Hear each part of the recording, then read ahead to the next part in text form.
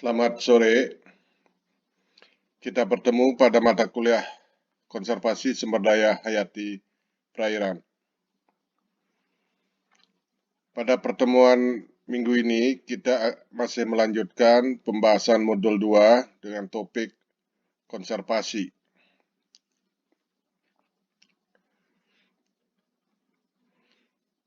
Pada pertemuan minggu ini, kita akan membahas satu materi dari 3 materi pada modul ini, yaitu materi keempat, etika lingkungan sebagai landasan konservasi.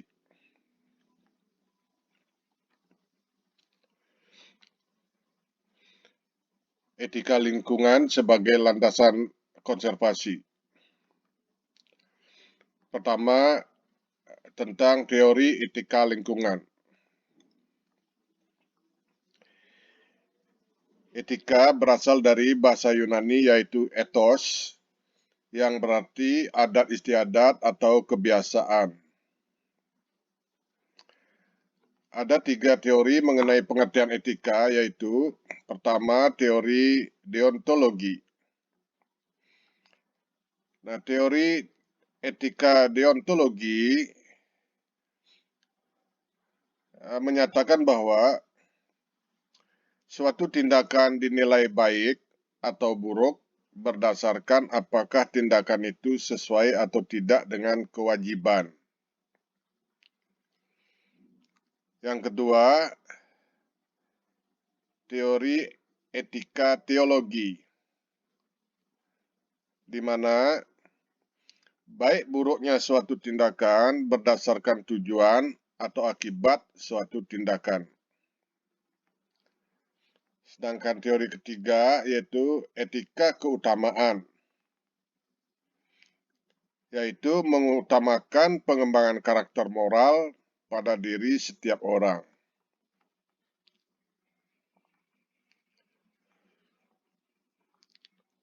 Konservasi yang telah kita bahas minggu lalu tentang makna dan penting konservasi pada masa kini dan masa depan akan semakin berfokus pada penanaman dan penerapan etika yang diturunkan dari etika lingkungan.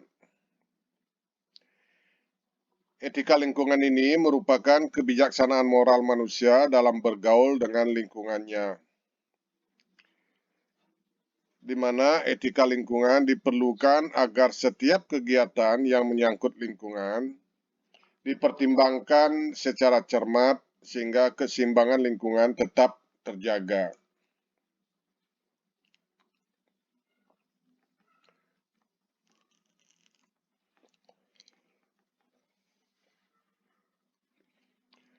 Hal-hal yang harus diperhatikan sehubungan dengan penerapan etika lingkungan sebagai landasan gerakan konservasi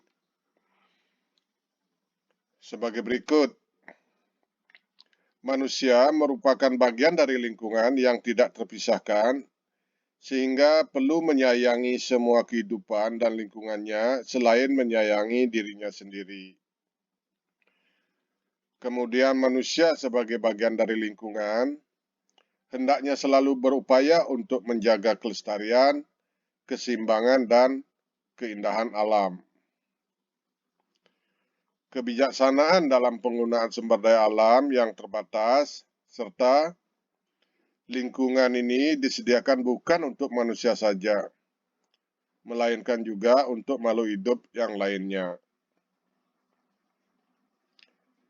Nah, di samping itu, etika lingkungan tidak hanya tentang perilaku manusia terhadap alam, namun juga mengenai relasi di antara semua kehidupan alam semesta, yaitu antara manusia dengan manusia yang mempunyai dampak pada alam, dan antara manusia dengan makhluk hidup lainnya atau dengan alam secara keseluruhan.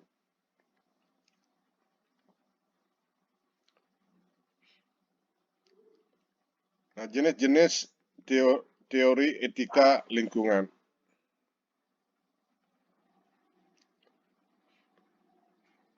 Pertama, teori antroposentrisme.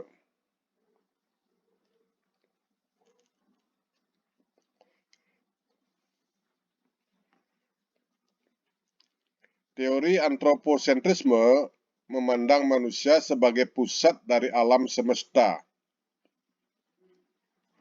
di mana manusia dan kepentingannya dianggap yang paling menentukan dalam tatanan ekosistem dan dalam kebijakan yang diambil dalam kaitan dengan alam, baik secara langsung maupun tidak langsung. Nilai tertinggi adalah manusia dan kepentingannya, di mana nilai dan prinsip moral hanya berlaku bagi manusia dan etika hanya berlaku juga bagi manusia. Nah, dalam teori antroposentris ini, manusia adalah di atas segala-galanya.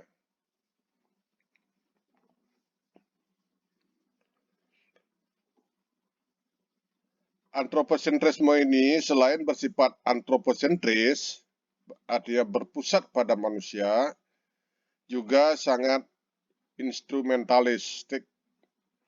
Artinya, pola hubungan manusia dan alam dilihat hanya dalam relasi instrumental. Alam ini sebagai alat bagi kepentingan manusia, sehingga apabila alam atau komponennya dinilai tidak berguna bagi manusia, maka alam akan diabaikan.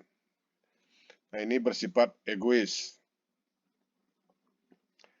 Karena bersifat instrumentalik dan egois, maka teori ini dianggap sebagai sebuah etika lingkungan yang dangkal dan sempit, atau shallow environmental ethic.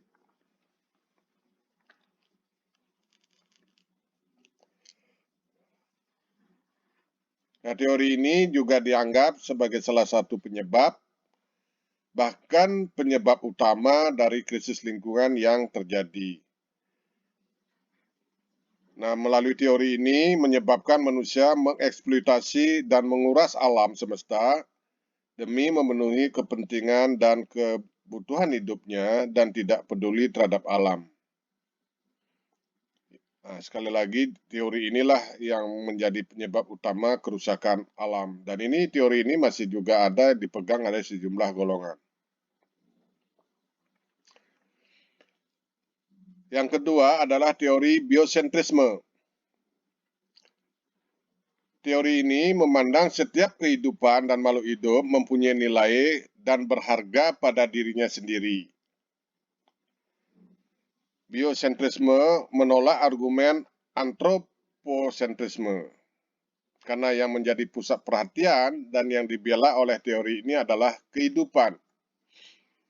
Nah, secara moral berlaku prinsip, setiap kehidupan di bumi ini mempunyai nilai moral yang sama sehingga harus dilindungi dan diselamatkan. Konsekuensinya, alam semesta adalah sebuah komunitas moral, baik pada manusia maupun pada makhluk hidup lainnya.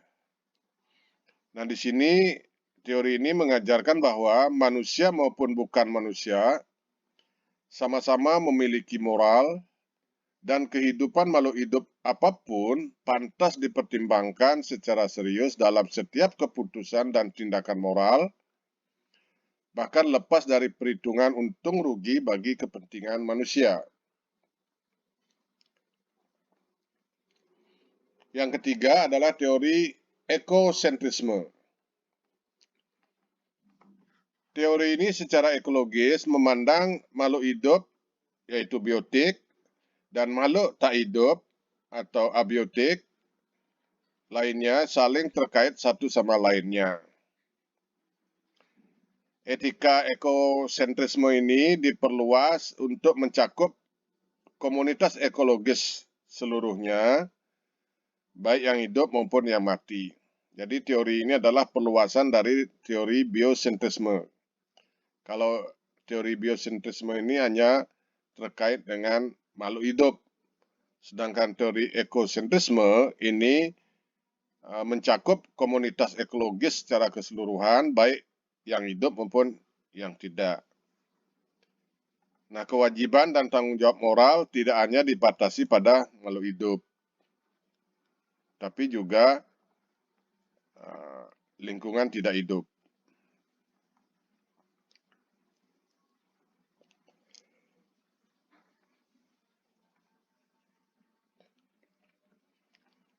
Yang keempat adalah teori zoosentrisme. Etika lingkungan zoosentrisme adalah etika yang menekankan perjuangan hak-hak binatang. Karenanya, etika ini juga disebut etika pembebasan binatang. Menurut etika ini, binatang mempunyai hak untuk menikmati kesenangan karena mereka dapat merasa senang dan harus dicegah dari penderitaan. Nah, rasa senang dan penderitaan binatang dijadikan salah satu standar moral. Menurut The Society for the Prevention of Cruelty to Animals, perasaan senang dan menderita mewajibkan manusia secara moral memperlakukan binatang dengan penuh belas kasih.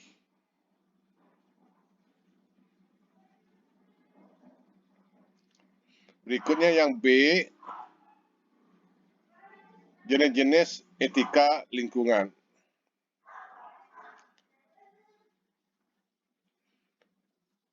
Ada dua jenis-jenis etika lingkungan. Yang pertama adalah etika lingkungan dangkal. Nah, etika lingkungan dangkal ini adalah pendekatan terhadap lingkungan yang menekankan bahwa lingkungan sebagai sarana untuk kepentingan manusia atau bersifat antroposentrisme. Secara umum, etika lingkungan dangkal ini menekankan hal-hal sebagai berikut. Manusia terpisah dari alam. Mengutamakan hak-hak manusia atas alam, tetapi tidak menekankan tanggung jawab manusia terhadap alam. Kemudian mengutamakan perasaan manusia sebagai pusat keprihatinannya, kebijakan dan manajemen sumber daya alam untuk kepentingan manusia. Norma utama adalah untung rugi.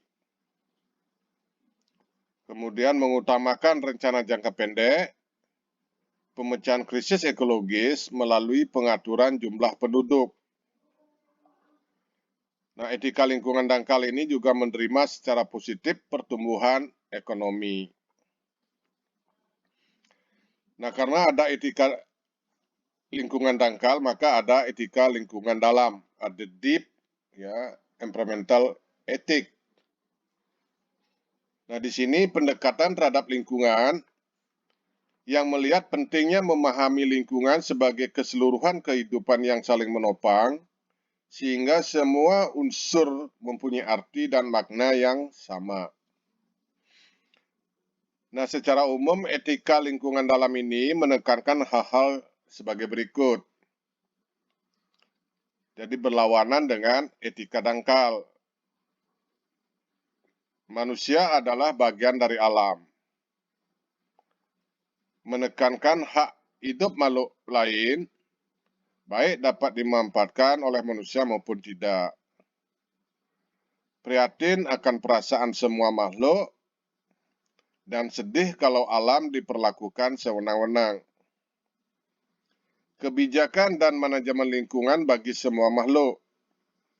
Alam harus dilestarikan dan tidak dikuasai. Nah, di sini juga pentingnya melindungi keanekaragaman hayati, menghargai dan memelihara tata alam, mengutamakan tujuan jangka panjang sesuai kerja ekosistem, dan mengkritik sistem ekonomi dan politik, serta menyodorkan sistem alternatif, yaitu sistem mengambil sambil memelihara.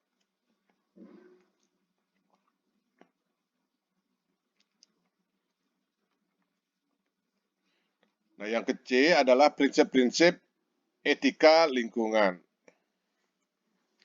Ada sejumlah prinsip-prinsip etika lingkungan sebagai landasan konservasi.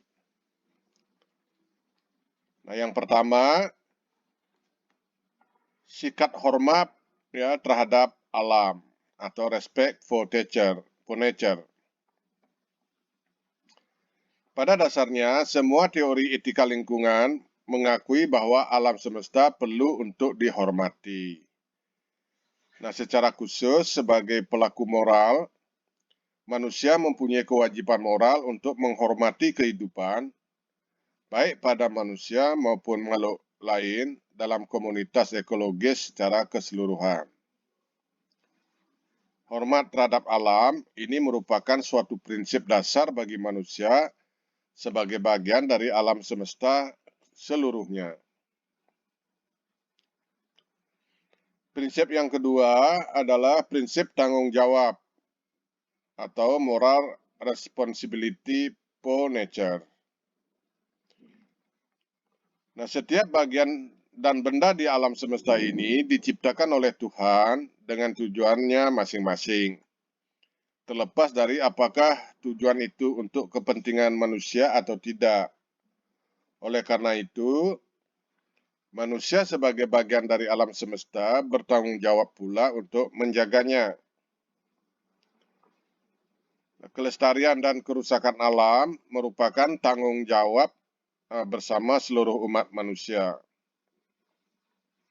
Nah, semua orang harus bisa bekerja sama bahu-membahu untuk menjaga dan melestarikan alam dan mencegah serta memulihkan kerusakan alam, serta saling mengingatkan, melarang, dan menghukum siapa saja yang merusak alam.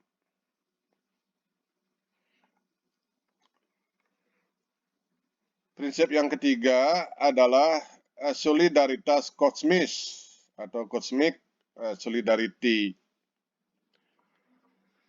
Dalam diri manusia timbul perasaan solider, ya, senasib sepenanggungan dengan alam, dan sesama makhluk hidup lain. Prinsip ini bisa mendorong manusia untuk menyelamatkan lingkungan dan semua kehidupan di alam ini. Prinsip ini berfungsi sebagai pengendali moral untuk mengharmoniskan manusia dengan ekosistemnya dan untuk mengontrol perilaku manusia dalam batas-batas keseimbangan kosmis. Solidaritas ini juga mendorong manusia untuk mengutuk dan menentang setiap tindakan yang menyakitkan binatang atau bahkan memusnahkan spesies tertentu. Prinsip yang keempat, prinsip kasih sayang dan kepedulian atau caring for nature. Prinsip ini tidak didasarkan pada pertimbangan kepentingan pribadi, tetapi semata-mata demi kepentingan alam. Dengan semakin peduli terhadap alam, maka manusia menjadi semakin matang dengan identitas yang kuat. Yang kelima, prinsip no harm. Kewajiban, sikap solider dan kepedulian setidaknya tidak melakukan tindakan yang merugikan atau mengancam eksistensi makhluk hidup lain di alam semesta ini. Itulah yang disebut dengan no harm. Kewajiban dan tanggung jawab moral dapat dinyatakan dengan merawat, melindungi, menjaga, dan melestarikan alam, dan tidak melakukan tindakan merusak seperti membakar hutan dan membuang limbah sembarangan. Prinsip keenam, prinsip hidup sederhana dan selaras dengan alam. Prinsip ini menekankan pada nilai, kualitas, cara hidup yang baik, bukan menekankan pada sikap rakus dan tamak. Ada batas untuk hidup secara layak sebagai manusia yang selaras dengan alam. Prinsip ketujuh yaitu adalah prinsip keadilan. Prinsip ini menekankan bahwa terdapat akses yang sama bagi semua kelompok dan anggota masyarakat untuk ikut menentukan kebijakan pengelolaan, pelestarian, dan pemanfaatan sumber daya alam. Dalam prinsip ini, kepentingan masyarakat adat yang biasanya bersifat rentan dan terancam, perlu diperhatikan lebih khusus. Karena dalam pemanfaatan sumber daya alam, mereka akan kalah dibandingkan dengan masyarakat modern dari segi permodalan, teknologi, informasi, dan sebagainya. Yang kedelapan adalah prinsip demokrasi. Demokrasi memberi tempat seluas-luasnya bagi perbedaan, keanekaragaman, dan pluralitas, dan ini sesuai dengan hakikat alam yang memungkinkan lingkungan hidup mendapat tempat untuk diperjuangkan sebagai agenda politik dan ekonomi yang sama pentingnya dengan agenda lainnya. Nah, ini terutama terkait dengan pengambilan kebijakan